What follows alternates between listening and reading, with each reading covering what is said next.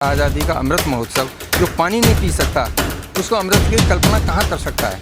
ये तो आज़ादी नहीं है, ये तो सिर्फ अंग्रेज़ों से कुछ लोगों के लिए सत्ता का हस्तांतरण है। हमारे लिए आज़ादी तब होगी जो बाबा साहब ने संविधान में हमें अधिकार दिए हैं, वो अधिकार हमें पूरी तरह से मिल जाए, जिसमें अनटचेबिलिटी खत्म हो जाए, हमें शिक्षा का अधिकार मिल जाए, हमें रिजर्वेशन में नौकरियां बराबर मिल जाएं। और देखिए, भागीदारी होनी चाहिए, हमारी सत्ता में भी भागीदारी होनी चाहिए और सरकार की संपत्ति में भी भागीदारी होनी चाहिए। कहाँ है, अब तो जो नौकरियां थीं जो अभी तक मिली थीं वो नौकरियां भी ख़त्म हो गई। तो ये काय का महोत्सव है? हमारे लिए कोई महोत्सव नहीं है, हमारे लिए तो कुछ नहीं है। सिर्फ एक हम जश्न मना लेते हैं कि अंग्रेज़ चले गए, लेकिन अंग्रेज़ों के जाने से भी हमारे समाज को क्या मिला है? क्या सरकारी स्कूल जिसमें पहले पढ़ के IAS IPS engineer doctor professor और साइंटिस्ट बने थे, आज उन स्कूलों से आप चपरासी नहीं बना सकते बच्चे को। आज शिक्षा का स्तर इतना गिरा दिया है, गिरा नहीं है, गिरा दिया शिक्षा का स्तर। जब सरकार, पहले भी सरकार के हाथ में थे वो स्कूल, तब शिक्षा का स्तर क्या था? अब प्राइवेट स्कूलों को बढ़ावा दिया जा रहा है और सरकारी स्कूलों को गिराया जा रहा है।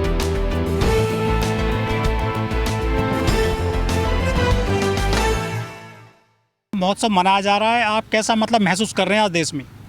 मेरे हिसाब से ये जो महोत्सव है आज़ादी का, ये उन लोगों के लिए है जिनको आज़ादी अंग्रेज़ों से मिली है, जो अंग्रेज़ों के ग़ुलाम थे। हमारा समाज जो बहुजन समाज है वो तो ग़ुलामों का ग़ुलाम था।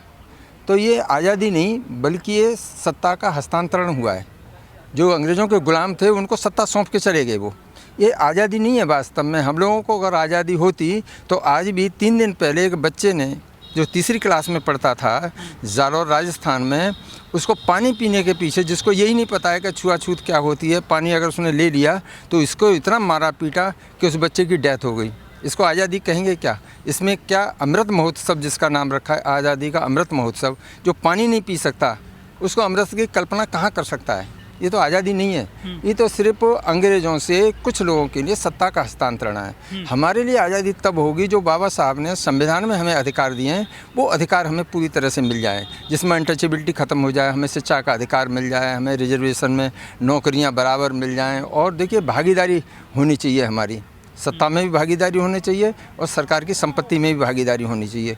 कहाँ है, अब तो जो नौकरियां थीं जो अभी तक मिली थीं वो नौकरियां भी ख़त्म हो गई। तो ये काय का महोत्सव है? हमारे लिए कोई महोत्सव नहीं है, हमारे लिए तो कुछ नहीं है। सिर्फ एक हम जश्न मना लेते हैं कि अंग्रेज़ चले गए, लेकिन अंग्रेज़ों के जाने से भी हमारे समाज को क्या मिला है?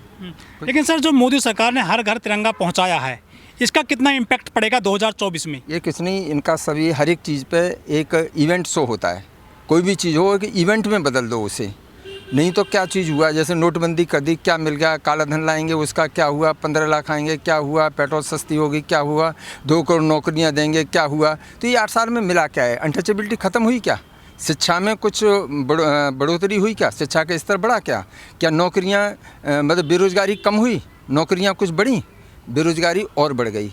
GDP हमारी कहाँ पहुँच गई? कहाँ से कहाँ कितनी गिरी है GDP? तो हमने इसमें पाया क्या? ये सिर्फ समीक्षा करने का टाइम है कि 75 साल में हमने क्या पाया, आज़ादी के बाद क्या खो दिया।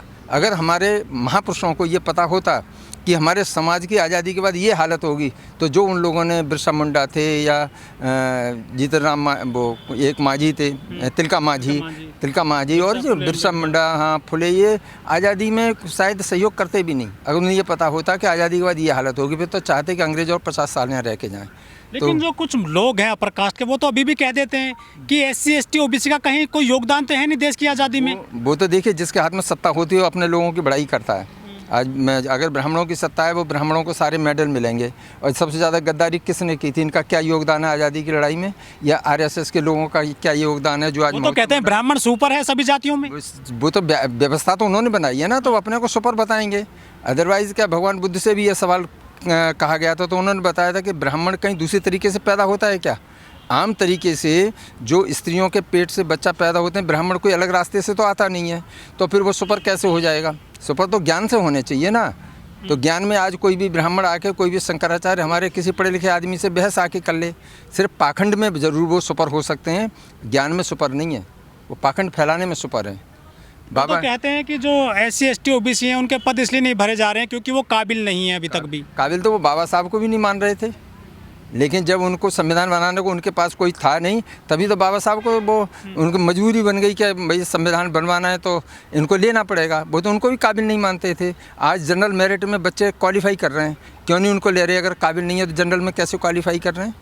सर, जो 75वां जो आज़ादी का महोत्सव मनाया जा रहा है, कितना अमृत मिल रहा है दलितों को, SC ST OBC को? वो तो देख लिया ना, अभी आपको एग्जांपल दिया कि 3 दिन पहले जिस बच्चे ने पानी पी लिया, अमृत तो छोड़ो, पानी पी लिया तो उसको मारा, उसके टीचर नहीं। तीसरी साल का बच्चा कितने साल का होगा? 8 साल का होगा, 9 साल का होगा। उस बच्चे को क्या ज्ञान है अनटचेबिलिटी से या जाति व्यवस्था से? उसे कोई जानकारी है क्या? उसने पानी पी लिया, उसके टीचर ने इतना मारा कि उसकी बेचारे की डेथ हो गई। लेकिन देश में लोग कहते हैं कि जो स्कूल कॉलेज हैं शिक्षा के मंदिर हैं, ये यहाँ से ज्ञान प्राप्त होता है। शिक्षा के मंदिरों में क्या बची है शिक्षा? क्या सरकारी स्कूल जिसमें पहले पढ़ के IAS IPS engineer doctor professor और साइंटिस्ट बने थे, आज उन स्कूलों से आप चपरासी नहीं बना सकते बच्चे को। आज शिक्षा का स्तर इतना गिरा दिया है, गिरा नहीं है, गिरा दिया शिक्षा का स्तर।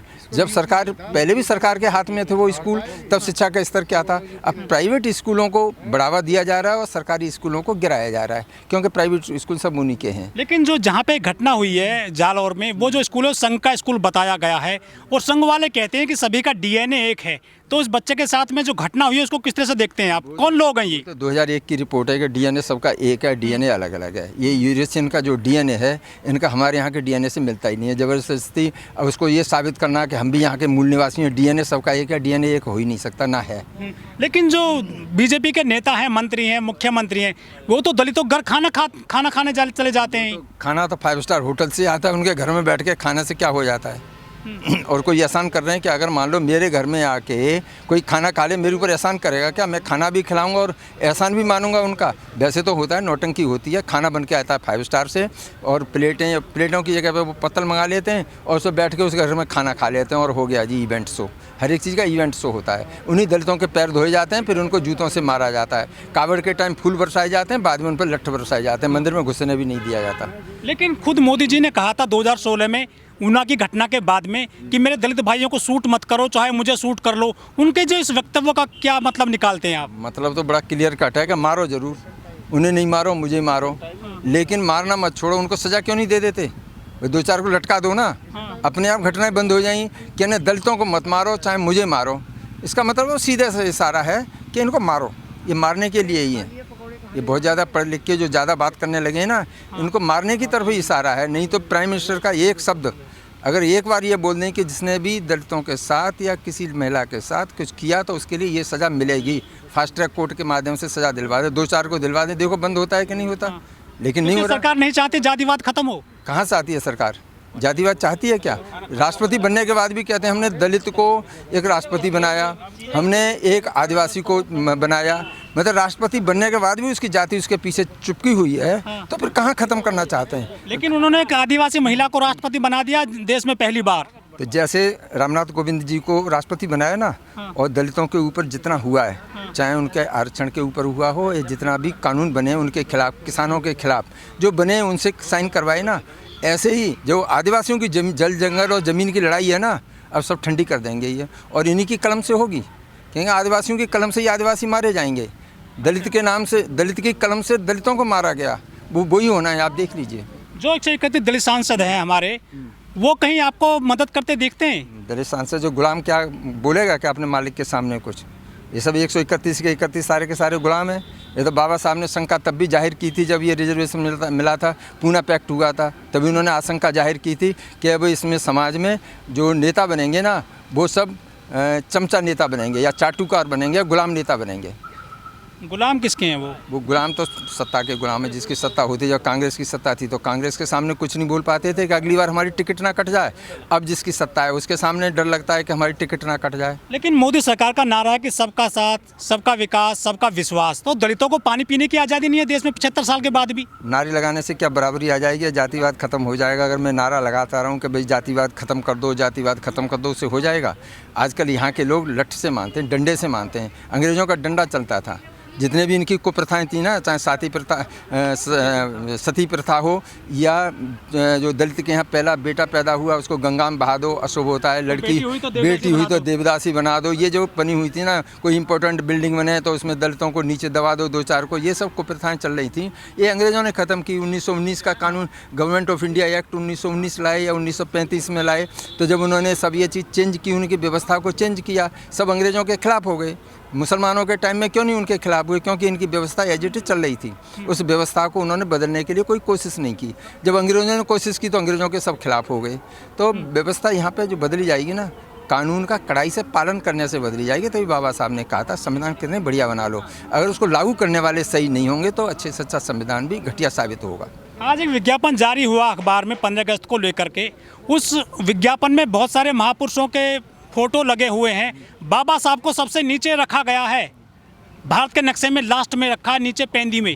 उसकी जो प्रक्रिया है विज्ञापन की, किस तरह से देखते हैं उसको आप? भैया जो छापने वाले हैं वो अपने लोगों को ऊपर रखेंगे, और बाबा साहब को तो वैसे ही फूटी आंख नहीं देखना चाहते तो नीचे रख दिया, ये भी गनीमत है कि रख दिया। हो सकता है कि रखते ही ना, क्या कर लेंगे आप? छापने वाले वो ही हैं ना।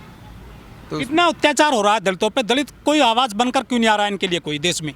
अब दलित में कोई आजकल ऐसा नेता नहीं है कि उनको लीड कर सके। नहीं तो ये आज के टाइम में कोई सही नेता, ईमानदार और संघर्षशील नेता मिल जाए ना, तो सड़कों पे इतनी भीड़ होगी कि संभालने से नहीं संभलेंगे।